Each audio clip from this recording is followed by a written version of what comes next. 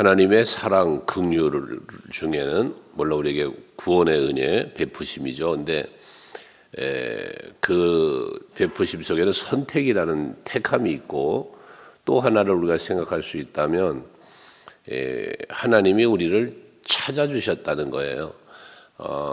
타 종교는 말하기를 사람이 신을 찾아 나아가는 걸 말하잖아요. 그런데 우리 기독교는 하나님이 우리 인간을 찾아오신 거예요. 그래서 예수께서 이 땅에 오심이 그렇고, 또 친히 창조하실 때부터 그렇고, 모든 것의 시작은 하나님으로 시작이 된다는 거예요. 그리고 물론 알파와 오메가가 되고 처음과 끝이 나중에 되시다 말씀하는 것처럼 마지막 심판도 하나님이시고요. 이렇게 이스라엘 백성을 구하시는 것도, 택하신 것도, 구원하시는 모든 것들이 다 하나님이 하신 일이라는 거죠. 그래서 오늘 1절에 보면 나를 구하지 아니하던 자에게 물음을 받았으며, 나를 구하지 않던 자에게, 또 나를 찾지 아니하던 자에게 찾아냄이 되었다. 찾지를 않는데 찾아냄이 되었다. 그러니까 뭡니까? 스스로 하나님이 찾지도 않는 자 앞에 나타나셨다는 거죠. 또 내 이름을 부르지 아니하던 나라에 내가 여기 있노라, 내가 여기 있노라 라고 말씀했다는 거예요. 그러니까 하나님을 구하지도 찾지도 그 이름을 부르지도 않는 저들에게 하나님이 직접 찾아냄을 당하고 보여지고 나타나셨고, 그 다음에 또 내가 여기 있노라, 내가 여기 있노라라고 계속해서 말씀하셨다는 거예요. 이게 바로 하나님이 먼저 찾으시고 보여주신 그 은혜와 사랑을 말씀하는 것입니다. 이스라엘 백성들에게 계속해서 말씀은 뭡니까? 나는 너의 하나님이다, 너는 내 백성이다 하시면서 계속적인 언약의 말씀을 하나님은 주시지 않았습니까? 아담은 최초의 인간 아담과 하와는 숨었어요. 근데 하나님이 숨어있는 아담을 찾아 또 오시는 것처럼 항상 하나님은 찾아오시는 하나님이시죠. 오늘 이 아침에도 여러분을 찾아오신 줄 믿습니다. 우리가 하나님 앞에 나왔지만 나오기 이전 하나님은 이미 여러분들을 잠자리에 찾아오셨고 깨워주셨고, 그리고 이 아침에 이 성전으로 발걸음을 인도하신 줄 믿고요. 또 예배하는 여러분을 말씀으로, 기도 가운데 응답으로 만나주시고 응답 주시며 일하시고 계시는 줄로 믿습니다. 이렇게 하나님은 은혜와 사랑으로 먼저 찾아주시고 보여주시면서 2절에 보면 내가 종일 손을 펴서 자기 생각을 따라 옳지 않은 길을 걸어가는 패역한 백성을 불렀다라고 말씀을 해요. 자기 생각대로 사는 백성들. 그러니까 하나님의 뜻, 하나님의 생각은 상관없이 자기 생각대로 사는 거예요. 내 계획대로 그냥 사는 거예요. 하나님의 뜻은 상관이 없어. 하나님의 마음은 상관이 없이 사는 사람들이거든요. 그런 사람을 하나님은 종일 손을 펴서 그 패역한 백성들을 불렀다는 거예요. 이리 와라, 이리 와라. 내가 여기 있다, 내가 여기 있다 하시며 그들을 부르셨다는 거예요. 이게 하나님의 사랑으로의 초청입니다. 수고하고 무거운 짐진 자들아, 다 내게로 와라. 내가 너희를 쉬게 하리라 하시며 부르시는 거예요. 제자들도 너는 나를 따라와라. 너 이제 고기 잡는 어부 되지 말고 사람을 낚는 사람이 되라. 부르시는 거거든요. 초청이거든요. 여러분도 그러한 하나님의 부르심에 은혜를 입은 성도입니다. 우리가 이렇게 하나님의 부르심에 은혜를 입었다면 그 은혜에 보응하는 게 뭡니까? 하나님의 부르심에 응하는 거예요. 나를 만나주시겠다고 찾아오신 주님을 내가 맞이하는 거예요. 요한계시록 3장 20절의 말씀이지만 내가 문 밖에 서서 문을 두드리노니 찾아오신 거거든요. 부르시는 거거든요. 만나기를 원하시는 거거든요. 누구든지 문을 열면 내가 그에게로 들어가 그와 더불어 먹고 그는 나와 더불어 먹으리라. 이게 바로 하나님의, 예수님의 초청이에요. 부르심이에요. 거기에 우리가 해야 될 일은 뭡니까? 마음의 문을 열어 영접하는 것이죠. 요한복음 1장에도 보면 참빛으로 우리의 구원의 주로 예수가 이 땅에 오셨는데 자기 백성들이 그 예수를 영접하지 않는 거예요. 메시아로 인정을 하지 않는 거예요. 하지만 영접하는 사람은 하나님의 자녀가 되는 권세를 주셨다고 그러지 않습니까? 그러니 나를 부르시고 나를 찾아오신 예수를 여러분들이 맞아들이면, 아멘으로 영접하면 여러분들에게는 그 영접한 예수, 그 영접한 성령의 권능이 여러분의 권능이 되는 거예요. 여러분의 그 누림이 되는 거예요. 그래서 항상 우리는 마음에 예수를 모시고 살아야 된다는 말씀을 드리는 거고요. 어쨌든 하나님의 크신 은혜와 사랑으로의 찾아오신 부르심의 이 초청을 우리에게 했다라는 것이고요. 3절에는 곧 동산에서 제사하며 벽돌 위에서 분향하여 내 앞에서 항상 내 노를 일으키는 백성이다. 하나님이 찾아오셨고 하나님이 부르는 백성이 어떤 백성이었는가를 말하는 거거든요. 하나님을 부르지도 않고 찾지도 않고 구하지도 않았던 저들에게 그런 것만 아니라 또 우상을 섬겼다는 거거든요. 자기 생각대로 살고 벽돌 동산에서 제사하고 벽돌에 분향하고 이게 전부 우상 숭배거든요. 그랬던 저들을 그래서 하나님이 항상 하나님 앞에서 하나님을 노하게 만들었던 그런 백성에게 하나님이 찾아오신 거예요. 우리가 고백하며 찬송하지 않습니까? 나 같은 죄인 살리신 그 은혜 고마워. 그게 내가 하나님 앞에 죄인이었어요. 참 부끄러운 존재였어요. 허물가지로 죽었던 우리들이에요. 그런데 그러한 나에게 하나님은 찾아오신 거예요. 그러한 나를 불러주시고 만나주시는 거다 말입니다. 이 얼마나 큰 은혜입니까? 그래서 하나님의 은혜로 이 쓸데없는 자 왜 구속하여 주는지 난 알 수 없도다라는 고백도 우리가 하는 것입니다. 이게 곧 우리가 하나님의 은혜에 십자가의 사랑 앞에 감사하며 감격해야 할 이유이고 또 우리의 그리스도인으로서의 신앙의 삶의 모습이 되는 거죠. 그래야 하나님의 노를 내 앞에서 항상 내 노를 일으켰다잖아요. 항상. 그럼에도 불구하고 하나님은 사랑으로 긍휼로 저들을 찾아주셨다는 거예요. 부르셨다는 겁니다. 그러면서 저들의 우상 숭배했던 삶의 모습을 계속 이야기하는 건데 4절은 그들이 무덤 사이에 앉으며 또 은밀한 처소에 밤을 지내며 이게 다 뭐야? 우상을 섬기는 자들의 삶의 모습을 이야기하는 거예요. 돼지고기를 먹으며 가증한 것들을 국을 그릇에 담으면서 요거 다 우상을 숭배하고 우상 숭배한 음식을 먹는 행위를 말하는 거거든요. 하나님 앞에 전부 다 가증스러운 저들의 행위를 이렇게 말씀하고 있는 것이에요.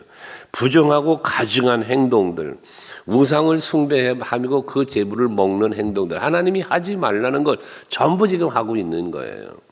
가장 싫어하는 거라 그랬죠. 하나님이 가장 싫어하는 거 우상 숭배. 또 가장 싫어하는 것 교만.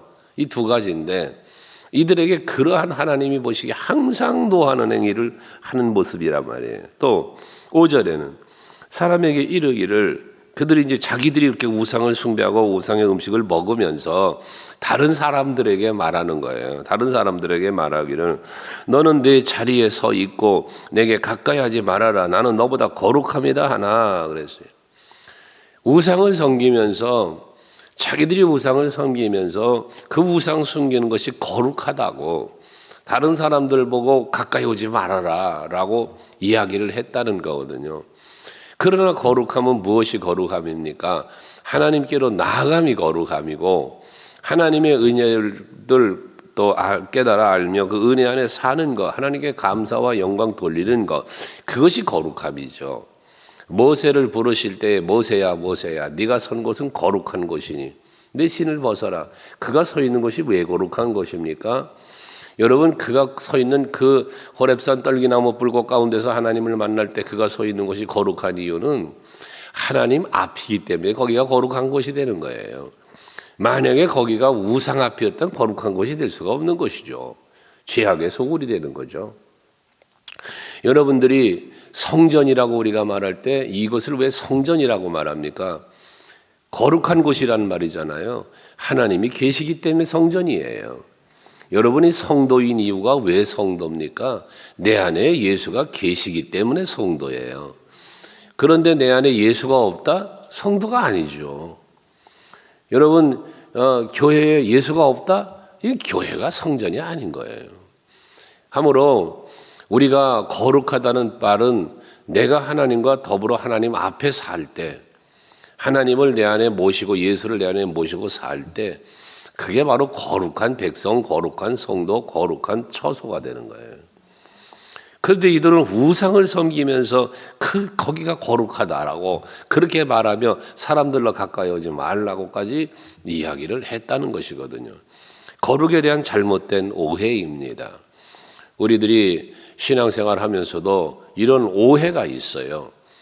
거룩하다라고 할 때 거룩을 마치 무슨 걸음걸이가 거룩하게 걸어. 이게 바리새인들의 짓이었거든요. 걸음걸이도 또는 뭐 이런 외적인 요소들, 이걸 거룩이라고 생각했거든요. 그러나 진정한 거룩은 하나님 앞에 있는 게 거룩이에요. 하나님 앞에 사는 코람데오이시라, 이게 거룩이라고요. 요셉이 거룩한 삶을 산 사람이에요. 다윗이 거룩한 삶을 산 사람이에요. 아브라함이 거룩한 삶을 산 사람이에요. 결국 거룩은 무엇으로 연결되어집니까? 믿음으로 연결되어지는 거예요. 내게 믿음이 있을 때 그 믿음이 나를 거룩하게 만드는 거예요. 그런데 이들은 지금 우상을 섬기면서 거룩하다 말을 해요. 그렇게 말을 하니 이런 자들은 내 코에 연기요 종일 타는 불이로다. 하나님의 코에 연기고 종일 타는 불이로다. 이건 뭡니까? 하나님께서 보실 때 합당치 않음을 이야기하는 거예요. 저들이 우상을 섬기느라 불을 지피고 재물을 사르고 하는 그 모습들을 볼 때는 이건 그냥 연기에 지나치는 거예요. 그냥 불꽃에 지나치고 마는 거예요. 하나님이 받으시 연락받은 거 아무것도 상관이 없는 것이라 그 말이에요. 우리는 생각하고 말하고 행동하는 것이 하나님과 아무 상관없는 그러한 삶이 되면 안 되고, 하나님이 받으시는, 연락하시는, 기뻐하시는 그러한 우리들의 삶의 행위가 모든 생각부터 출발해서 입술에 담는 말도, 우리의 모든 삶의 행위도 거기에 합당하게 이루어져야 할 것이란 말씀이죠. 그러면서 그들의 위선적인 그런 행동을 말하는 것인데, 6절에 보면 보라 이것이 내 앞에 기록되었으니라고 그래요. 내가 잠잠하지 아니하고 반드시 보응하되 그들의 품에 보응하리라 그래요. 여기 내 앞에 기록되었다는 건 뭡니까? 하나님이 기억하신다는 거예요. 자, 하나님의 약속은 뭡니까? 죄를 범했습니까? 회개하면 어떻게? 아침에 안개가 사라짐처럼 기억조차 하지 않겠다는 게 하나님의 약속입니다. 그런데 지금 이들의 행위를 뭐 했다? 기록을 했다는 거예요. 그리고 보응을 한다는 거예요. 왜 이들의 행위는 이렇게 안개가 사라짐처럼 그냥 기억하지 않고 지워주시지 않을까? 회개하지 않았다는 이야기예요. 여러분은 회개는, 우리 성도에게 있어서 회개는 하나님께서 베풀으시는 큰 긍휼입니다.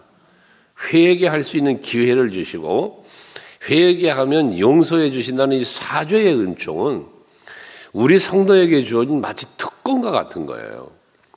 그러므로 이 특권은 뭡니까? 누림이잖아요. 누림. 여러분들이 죄를 범했을지라도 회개할 수 있는 것은 하나님이 특별하게 주신 긍휼의 은총이고 우리에게만 주어진 특권이에요. 예수 믿지 않고 택감받지 않은 하나님의 자녀가 되지 않은 사람들의 기도를 하나님 응답 주실까요? 아닙니다. 택한 자에게 주는 특별한 은총입니다. 그러니까 너는 내게 부르짖으라고 말씀할 때 너라고 지명되어졌다는 것, 이게 얼마나 큰 은혜고 복인 줄을 우리는 알아야 하는 거예요. 그러므로 우리들 스스로가 항상 하나님 앞에서 살아가는 행위가, 그 말라기 3장에도 보면 그 기념책이 있다고 하잖아요. 하나님 앞에 기념책이 있다 그래요. 그래서 우리는 말하기를 하나님 앞에는 생명책이 있고 기념책이 있다. 무슨 말이냐? 우리의 구원에 대한 하나님의 언약의 백성이 되어짐에 생명록에 기록되어진 내 이름과, 기념책이라고 하는 건 행위록이라고도 말하여 여러분들이 세상을 믿음의 삶을 어떻게 살았는지에 대한 기록도 있다라는 것이죠. 우리는 두 가지를 항상 잘 생각하며 판단하며 살아야 하는 것은 하나님의 은혜, 택함받고 구원받았다는 은혜를 생각하며 살아야 하고, 또 하나는 하나님 앞에 기록되어질 행위로, 기념책에 기록되어질 나의 행위, 그 아름다운 헌신과 믿음의 삶이, 행위가 기록되어질 그 행위록에 아름다운 상급받고 면류관을 받을 만한 기록들이 많이 남겨지도록 여러분들이 살아야 할 것이라는 겁니다. 오늘도 하루를 사실 때에 하나님은 반드시 잠잠하지 않고 보응한다고 했으니, 그것도 그 품에 보응한다고 하니 당사자가 받는 보응이에요. 다른 사람이 받는 보응이 아니라 자기 자신이 받는 보응이 된다고 말입니다. 그럼 하나님의 보응은 두 가지 보응 아니겠습니까? 심판에 대한 보응이에요. 그런데 이 심판에 대한 보응은 잘한 자에게는 상급이고 악을 행한 자에게는 벌이시죠. 벌이죠. 요한복음 5장 29절에 보면 선을 행한 사람은, 마지막 주님이 오시는 날에 선을 행한 사람은 생명의 부활로, 악을 행한 사람은 심판의 부활로 나오리라 그랬어요. 이게 마지막 결과예요. 그래서 하나님의 보응은 두 가지 보응인데, 하나는 복된 보응이고 하나는 책망, 분노의, 진노의 보응이 된다는 것을 생각할 때, 오늘 예배하시는 여러분들은 하나님의 귀하신 축복의 보응, 여러분들이 하나님 앞에 선하고 하나님의 기쁨이 되는 삶으로 인하여 받는 보응, 그 복된 보응이 여러분에게 있기를 원합니다. 이 아침에도 하나님의 전에 나와 예배하시는 여러분들의 그 예배와 기도하심에 대한 보응은 응답이 될 줄 믿습니다. 마지막 7절도 너희의 죄악과 너희 조상들의 죄악은 한 가지니라고 그랬어요. 지금 그들이 범하고 있는 죄악과 그들의 조상이 범하는 죄악이 한 가지라는 거예요. 그 내용이 뭐냐? 그들이 산 위에서 분향하며 자기 산에서 나를 능욕하였습니다. 우상 숭배라는 거예요. 이게 뭐예요? 조상들이 섬겼던 우상의 그 행위가 지금 자녀들에게도 왔다는 거예요. 이게 죄악의 유산을 물려받은 거예요. 죄의 유산을 물려받은 거예요. 여러분, 우리는 조상들의 죄를 이어받지 말고 버려야 하고, 죄는, 그리고 오직 하나님에게로부터 임하는 은혜와 사랑의 복만 간직하고 살아야 되는 거죠. 더 나아가서 우리 후대들에게, 자녀들에게, 우리 후손들에게는 믿음의 유산을 물려주어야 된다는 거예요. 잘못된 죄의 유산을 물려주지 말고 참된 믿음의 유산을 물려주어서 여러분들보다 여러분들의 자녀가 더 예수 잘 믿고 더 바른 올바른 신앙생활을 할 수 있도록 이끌어주는 것이 얼마나 큰 은혜고 복인가 헤아려 볼 수 있는 거죠. 여기 이들은 조상들의 죄악과 한 가지가 되었다, 죄의 유산을 물려받은 거예요. 그리고 그들이 그렇게 우상을 숭배하는 것은 나를 능욕하였습니다 그랬어요. 우상을 숭배하는 것, 하나님 앞에 죄를 범하는 것은 하나님을 능욕하는 것이다 그랬어요. 능욕하는 것. 모세를 대적하는 백성들을 향하여 하나님은 말씀하시죠. 이 백성은 목이 곧은 백성이다. 너를 대적하는 게 아니라 나를 대적하는 것이다 라고도 말씀을 하셨지 않았습니까? 우리들이 우상을 숭배하고 또 다른 죄를 범하고 하는 이 모든 행위는 하나님의 진노를 유발시키는 거라고 했는데, 그게 곧 하나님을 능욕하는 행위다라는 거예요. 하나님을 욕되게 하는 거다 그 말이거든요. 그래서 결과적으로 그러므로 내가 먼저 그들의 행위를 헤아리고 그들의 품에 부응하리라고 다시 한번 말씀을 합니다. 헤아리시는 하나님이세요. 헤아리시는. 그래서 예수님도 마지막 때가 되면 오른편에 있는 자와 왼편에 있는 자를 분류하신다 그랬죠. 나누신다 그랬잖아요. 양과 염소를 나누듯 나누신다 그랬어요. 알곡과 가라지를 나누신다 그랬어요. 이게 뭐 하는 거예요? 행위를 살펴보시는 거예요. 헤아리시는 거예요. 그래서 여러분들도 여러분의 행위를 하나님은 헤아리고 계신다. 이 헤아린다는 건 살피신다는 거예요. 그리고 거기에 대해서 보응하시는데 그 품에 보응한다는 말을 또다시 하시는 겁니다. 그래서 우리는 항상 하나님이 나의 마음의 생각까지도 감찰하시고 내 입술의 모든 말을 듣고 계시고 내 삶의 모든 행위를 보고 계신다는 사실을 늘 인식하고 깨어있는 이거 영성이라고 우리가 말하는 거예요. 영성, 영적인 감각, 영감 뭐 이런 표현을 하는 건데 그런 영적인 감각을 여러분이 깨우셔서 오늘도 하루를 사시면서 하나님을 인식하고 그 하나님을 찾고 부르고 여러분 또 구하는 그러한 이 아침이 되고 오늘 하루가 되시기를 바랍니다.